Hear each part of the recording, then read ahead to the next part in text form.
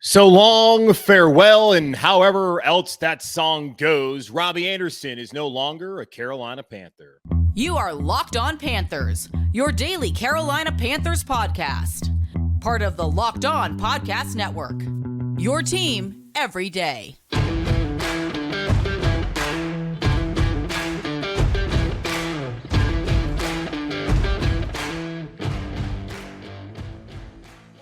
Welcome into another edition of the Locked On Panthers podcast, a part of the Locked On Podcast Network. I'm your host, as always, Julian Council, talking Carolina Panthers with you every Monday, Tuesday, Wednesday, Thursday, and Friday. Your team every day. That's our motto here on the Locked On Podcast Network. Make sure to watch our show and subscribe to our show over on our Locked On Panthers YouTube channel. You can also check us out wherever you listen to your favorite show. Just be sure to rate, review, and subscribe so you don't miss a single episode of the show. And be sure to follow me, Julian Council, on Twitter at Julian Council, where every single Friday I answer your weekly Friday mailbag questions here on the show. To participate in this week's edition of the weekly Friday mailbag on Locked On Panthers, either at me or DM me on Twitter at Julian Council. Today's episode of Locked On Panthers is brought to you by our friends over at Bird Dogs. Bird Dogs are the most comfortable shorts, pants, and sweatpants with built-in liners. Go to birddogs.com, use promo code Locked On, and boom,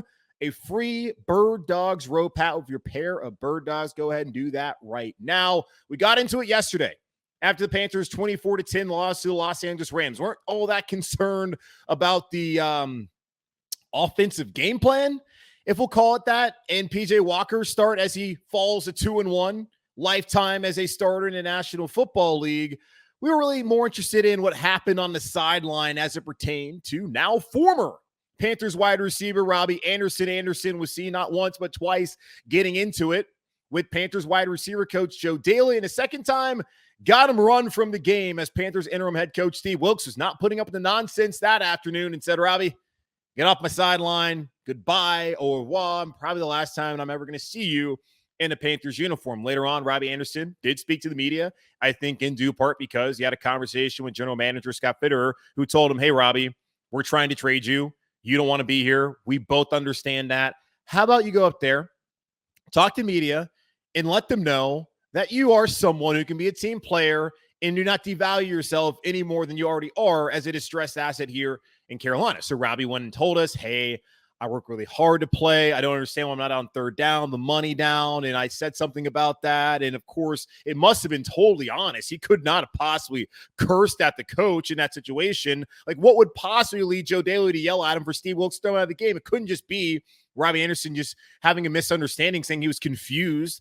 I want to play. That's never happened to me. Why am I not out there? You're not out there because you provide nothing. Now, the offense also, quarterback-wise, hasn't been great. But it's not the first time we had seen that from Robbie Anderson. We saw it last year, the Eagles game, when he was yelling at former wide receiver coach Frisbee Jackson, saying they're sitting on the routes, they're sitting on the routes. He was right.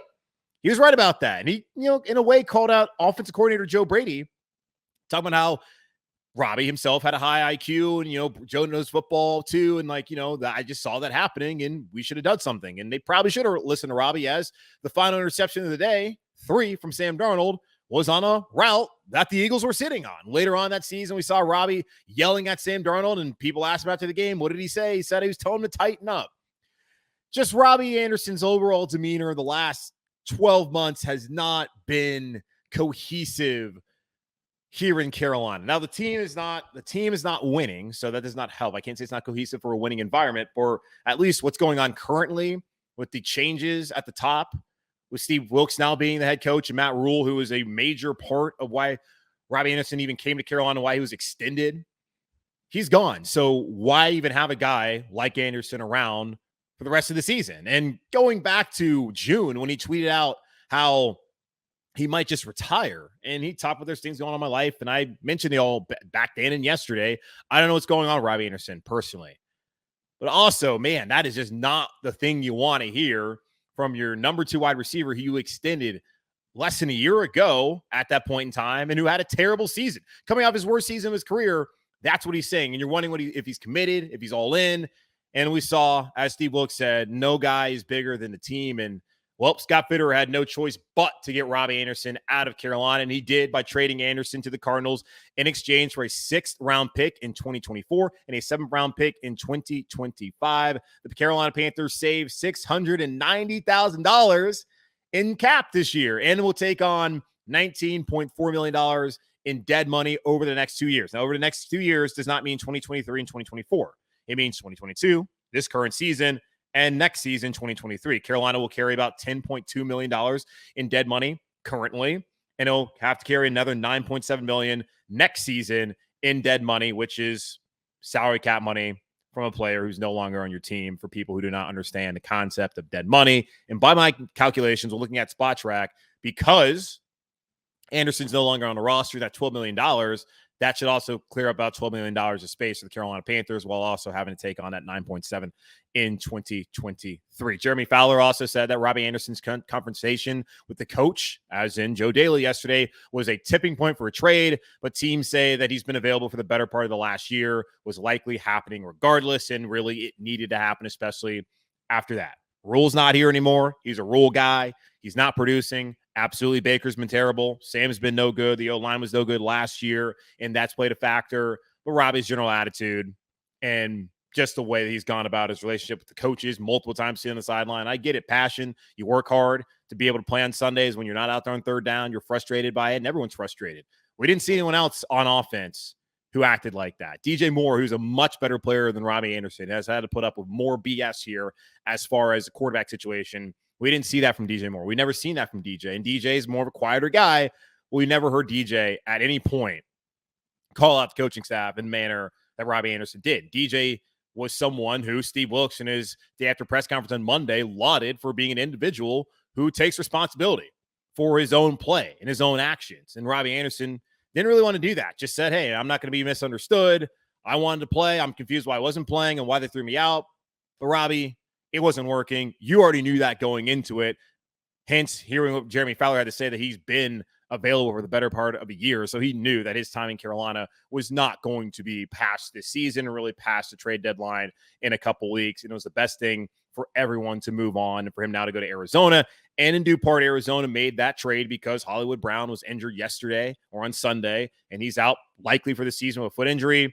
Arizona needs another speed guy, another guy who's pretty slight of frame like Robbie, to go into that offense with Kyler Murray. So best of luck with Cliff Kingsbury, whose offense looks terrible. The Cardinals finally scored their first points in the first quarter all season on Sunday. Now, the Panthers' offense has not been good, but it's not like he's leaving the Panthers' awful offense and going to a Rolls Royce. He's going to play for like a Chrysler Pacifica, to be specific. Like, it's not going to be any better for him probably in Arizona.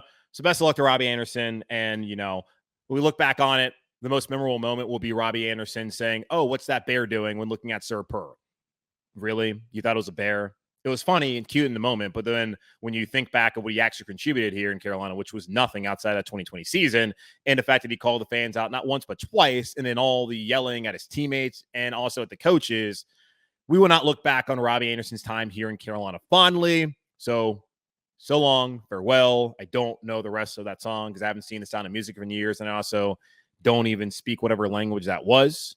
But goodbye, Robbie. Now, I do wonder, though, who's next?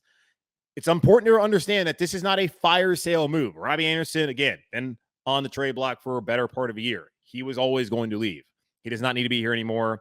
It's better now to give guys like Terrace Marshall, who, hey, bold prediction going the season that he would be the number 2 wide receiver. It's happening, even though he's probably not going to produce anything because the quarterback situation is god-awful. But maybe one can dream, one can hope. But Terrace Marshall now will get an opportunity. Laviska Shenault still banged up with that hamstring. We'll see when he comes back. But Shi Smith, Terrace Marshall, those are the 2 guys you drafted at wide receiver in 2021, Scott Fitterer. Need to see some production out of them moving forward, along with DJ Moore, who, God bless DJ, man, because if I was in his position, I'd probably be acting like Robbie. If anyone had any justification to be as upset as Robbie was on the sideline on Sunday, it's DJ Moore. And again, that guy has not done that. You have to wonder, though, it's Christian McCaffrey, the next man out of Carolina. I asked people out there on Twitter at Julian Council on Monday, and people were like saying, oh, Ben McAdoo. Okay, guys, someone's got to call the plays, remember. Who's going to do it? Sean Ryan? Are they guys just going to get in the huddle and just draw it out there in the dirt, or I guess in the field turf, or whatever service they might be playing that afternoon? So understand that.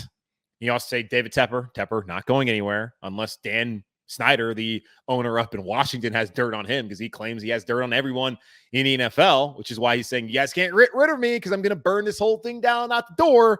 Yeah, we'll see how that pans out. But Christian McCaffrey seems like the most likely, not the most, he seems like the only player I would think at this point in time is likely, possibly, not likely, but possibly headed out of the door here in Carolina over the next couple of weeks as we continue to the, I think, November 3rd trade deadline in the National Football League. So we'll see how that plays out here over the course of the next 2 weeks. My hope is McCaffrey stays, but I understand why they would do that. And as far as when you look at the compensation, it doesn't help the Carolina Panthers recoup a pick in 2023 currently, but they can use the Cardinals' 6th round pick in 2024 and 7th round pick in 2025 to possibly maneuver the draft coming up in April of next season.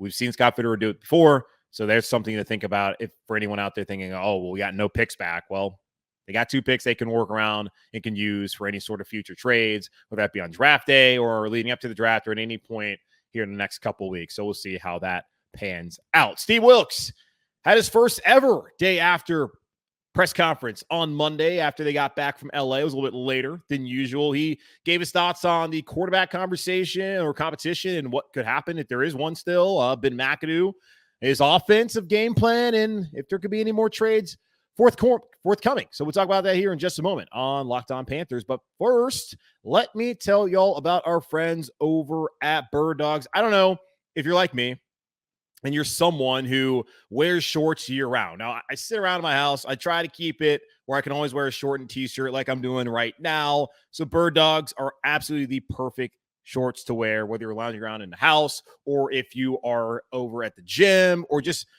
hanging out around town. They are the most comfortable shorts in existence. And why are they? Because they have built-in liners. I know you're saying built-in liner. What's that? Okay, it's basically they have underwear already in the shorts. Why would they do that? Because it's comfortable. You no longer have to worry about, okay, let me have my boxers on or my briefs on, whatever you wear, and then put on my shorts. No. You just put the shorts on, and the boxers are right there. And y'all, you might be skeptical, but these are by far the most comfortable shorts I have ever worn. And I'm not just saying that. I wear other brands of shorts that do liner, but their liner is not nearly as comfortable as Bird Dogs' built-in liner. And you can get the option, too, of not getting the built-in liner if you are married to the concept of having your shorts and underwear opposite of each other. I get that, but you really are cheating yourself because Bird Dogs, that's what they do, man. The built-in liners are so comfortable. They're so great. And to get your pair, go to birddogs.com and enter promo code Locked On, and they'll throw in a free Bird Dogs rope hat. That's birddogs.com, promo code Locked On, and boom, a free Bird Dogs rope hat with your pair of Bird Dogs. The most comfortable shorts, pants, and sweatpants with built-in liners. You will not take these things off. I promise you that, because I didn't want to do it today, but I had to because, went to the gym and had to get it cleaned off. Now, also, let me tell you guys about our friends over at LinkedIn. If you're looking for a job, and I'm someone who in the past has gone to LinkedIn to find a new job, these days, every new potential hire can feel like a high-stakes wager for your small business. You want to be 100% certain that you have access to the best qualified candidates available. That's why you have to check out LinkedIn Jobs. LinkedIn Jobs helps you find the right people for your team faster and for free. So make sure to go out there, create a job post, and then add the purple hashtag hiring frame if you're someone who's trying to find the right employees to your LinkedIn profile to spread the word that you're hiring. Simple tools like screening questions make it easy to focus on candidates with just the right skills and experience so you can quickly prioritize who you'd like to interview and hire. It's why small businesses rate LinkedIn Jobs #1 in delivering quality hires versus leading competitors. LinkedIn Jobs helps you find the qualified candidates you want to talk to faster. Post your job for free at linkedin.com/lockedonnfl. That's linkedin.com/lockedonnfl to post your job for free. Terms and conditions apply. So Robbie Anderson, he's no longer here in Carolina, and he will certainly not be missed by yours truly, Julian Council. Goodbye.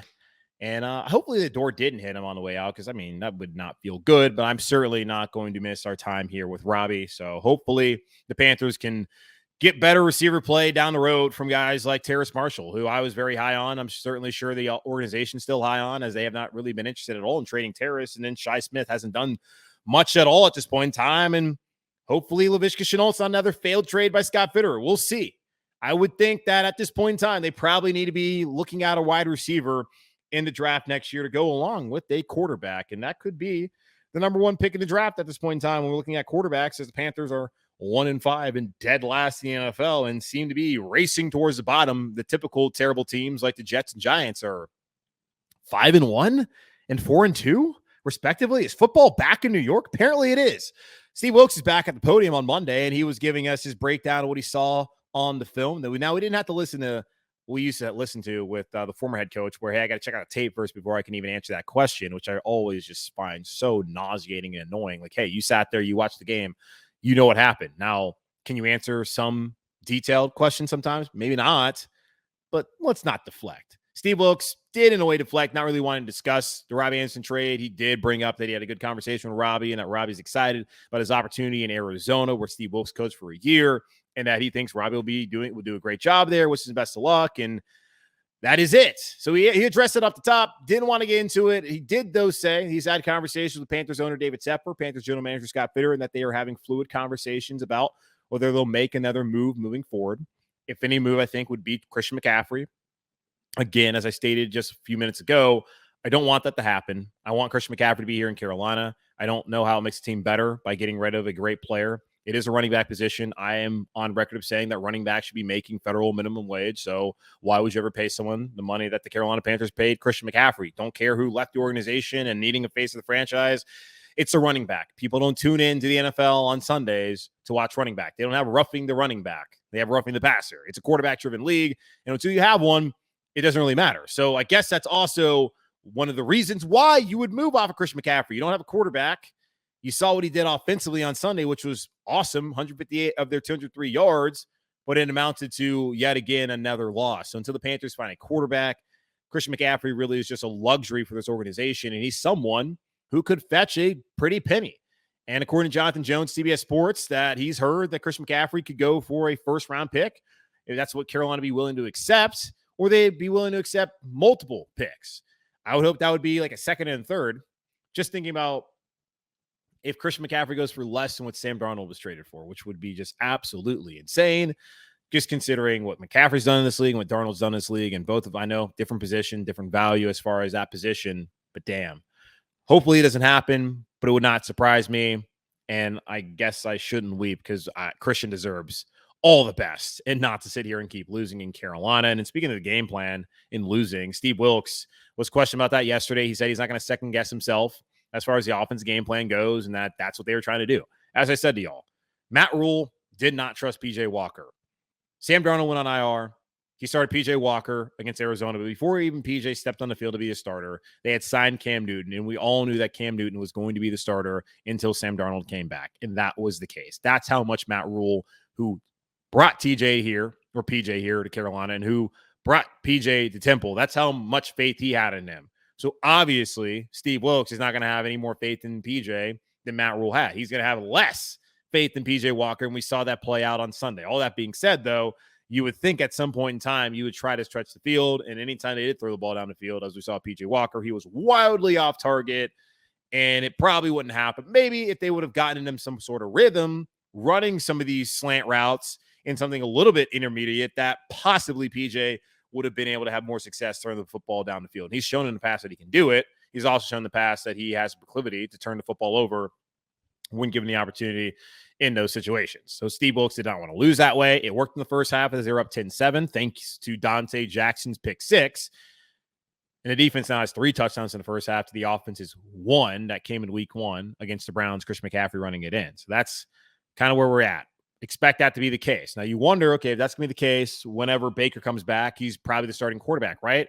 Well, when asked about that on Monday, Steve Wilks did say that he's not ready to give an answer on whether Baker would still be the starting quarterback when healthy. According to Laura Oakman, who was on the broadcast on Fox on Saturday or Sunday working the sidelines, she said that he has a torn ligament damaged in his ankle.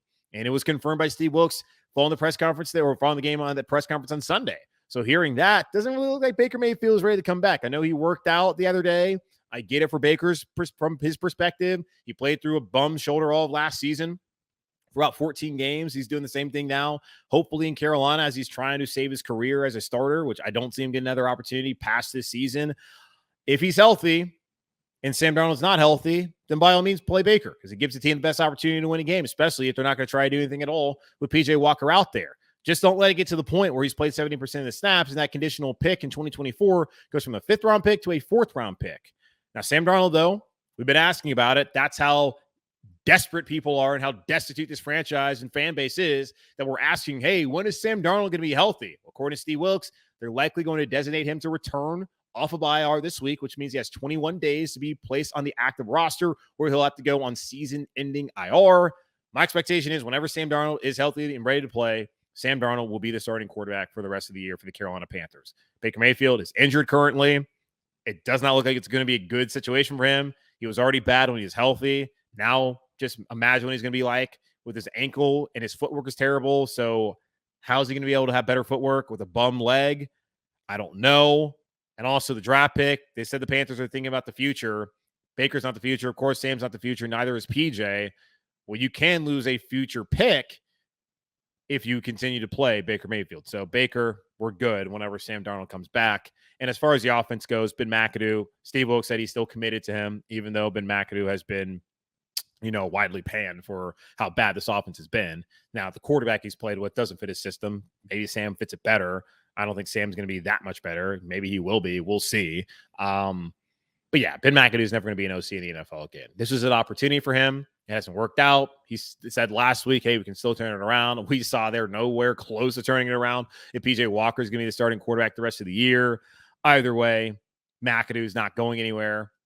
Maybe he will at some point. I don't know how that helps the team because that means then who calls the plays? Will it be Joe Daly? Will it be Sean Ryan? Is there someone else who has ties to Wilkes where he'll be comfortable with that?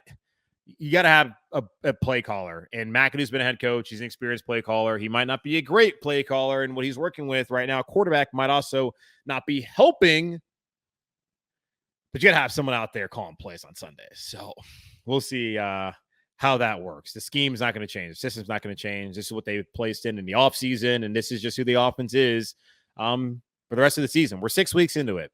They're not going to change, y'all. That's just the reality of it, and it sucks. But it's better to embrace the truth than to try and sit here and lie to yourself and say it's going to get better because it could, maybe a little bit, but it's not going to get much better as they're headed to a historically terrible offense here in Carolina. So that's what Steve Wilks had to say on Monday afternoon when speaking to the media following the Panthers' 24-10 loss to Arizona or to Los Angeles. They already lost to Arizona, so whatever. But we'll take a quick pause here, come back, and continue to look ahead to this weekend's matchup at home against the Tampa Bay Buccaneers. But before we do that, let me tell you guys about Prize Picks, which is our official fantasy sports sponsor here at Locked On. How does Prize Picks work, you ask? Prize Picks works like this. You pick 2 to 5 players, and they go with a score that's more or less than their Prize Picks projection. You can win up to 10 times your money on any entry. No competing against other people. It's just you versus the projections available. Prize Picks offers projections on any sport that you can watch, including the NFL, NBA, Major League Baseball, NHL, PGA Tour, NASCAR, tennis, college football, all of it, anything you watch, even cricket, golf, disc golf, fantasy disc golf. Go get on there, sign up. Entries can be made in 60 seconds or less. It's that easy, safe, and fast withdrawals. Currently operational in over 30 states and Canada. Download the Prize Picks app or go to prizepicks.com to sign up and play daily fantasy sports. First-time users can receive a 100% instant deposit match up to $100 with promo code Locked On. If you deposit $100, Prize Picks will give you $100. If you deposit $50, Prize Picks will give you $50. Don't forget to enter promo code Locked On at sign up for up to $100 instant deposit match when you download the Prize Picks app or go to prizepicks.com. It feels like at this time every Tuesday, I'm asking myself and you and everyone, I guess we're all asking ourselves, where do we go from here? Well, I'm sure most of you are going to go to doing something else on Sundays. This team's not going to get any better. I don't really think so. Maybe if they can get the secondary healthy and Frankie Lou can come back, they can be back to being a good defense. But it's also probably going to be the same defense we've seen in the second half of ball games because the offense cannot stay on the field. The offense can only get better, I would think, on third down, but they're only getting progressively worse on third down. I don't know how to really sugarcoat anything that's going on here in Carolina.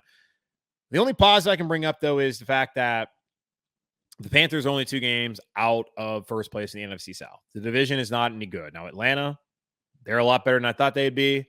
New Orleans, they're struggling as well. Not having a healthy Jameis Winston is factoring into that. And also, I think they were out without their top 3 receivers and Chris Olave, Michael Thomas, surprise, surprise, and Jarvis Landry on Sunday in their latest loss. So maybe they get back to health. I don't know. Dennis Allen was not a great head coach his first time around when he was head coach in the NFL. So the South is not great. And the NFC as a whole, it's not great. Like Philadelphia 6-0, Dallas is 4-2. They're going to get Dak Prescott back maybe next week. So that they're going to be a playoff team probably, considering like that defense is really good. Minnesota's 5-1. They have a 2-game lead right now in their division, and Bears aren't any good. The Lions are the Lions, and out west, like Arizona, yeah, they're not great. I'm not sitting here and saying they're going to win. They're going to be a playoff team. That's not what I'm doing. I'm just looking around the NFC landscape and just trying to provide any sort of positive outlook the rest of the season. What did we tell ourselves, or what did you tell yourself? Because I didn't tell myself this. What did you tell yourself last year about Sam Darnold? If the offensive line was better, Sam Darnold could have a chance. The offensive line is better this year. Sam Darnold's going to come back at some point, maybe even on Sunday against Tampa. Steve Wilks can't say that yet because he hasn't seen Sam Darnold, doesn't know what he looks like as far as if he can play and if he's can move and do all the things you need to be able to do on Sunday in a game. So there is a thought that Sam Darnold is a better fit in this scheme with Ben McAdoo. We've seen Sam Darnold have success with DJ Moore and in this offense when Christian McCaffrey is healthy. Is it possible now that the offensive line now improved, DJ Moore, still a good player, just hasn't gotten any opportunities, and Christian McCaffrey back to his old self, is it possible that then this offense can find some sort of consistency and move forward and be average the rest of the year? It's possible. If that's the case, and the Panthers were able to get healthy in the secondary, not going to have Chin for a couple more weeks. Dante probably could do better by just getting a week off, because it's going to be a while until they even have their bye week. It doesn't come until December, so maybe that can help Dante. Same thing with with J.C. Horn. If he can get healthy, if the secondary can get healthy, Frankie Louva comes back, and Darnold can come in and have an offensive line you trust in, maybe this team can be a little bit better, can be average the rest of the way. And if they can be average the rest of the way, then maybe they can be right there in a division come December. That's the only way I can even look at any sort of possibilities of things getting better for Carolina. Because I've said to y'all before, until they get a quarterback, things are probably not going to change. We also have to understand that if this team is so bad that they're the number 1 pick in the draft, it's not just the quarterback. There are other issues on this roster, and especially the men in that locker room, if they cannot find a way to overcome that. So I get it. Quarterback play is not great. Offensive coordinator is not great. The injuries in secondary certainly are not helping. But if they still find a way to be the worst team in the NFL, it can't just be the quarterback. It's not like you're going to get a quarterback and then all of a sudden things are going to turn around. I mean, maybe you got Patrick Mahomes, but that to me spells that there's other issues. And I mean, linebacker can be better. I mean, Frankie's been really good. They can be better against the run. There's certainly aspects of this team you can look at and say, hey, they can be better. I only can say to you is hope that Sam Darnold can finally reach that potential that people who've been his apologists for the last 5 years are saying he can reach. So hopefully that Tony Romo and Daniel Jeremiah are right, that in a better situation with a good offensive line, he doesn't have a good OC, but maybe, just maybe, Sam Darnold can be that guy that all these people said that he could be when he entered the NFL back in 2018 out of USC. Because if he's not, then yeah, it's going to be a long season here in Carolina, and probably going to be that way either way. All right, so that's going to wrap up this edition, of the Locked On Panthers podcast, part of the Locked On Podcast Network, hosted by yours truly, Julian Council. Again, y'all make sure to watch the show, subscribe to the show on our Locked On Panthers YouTube channel.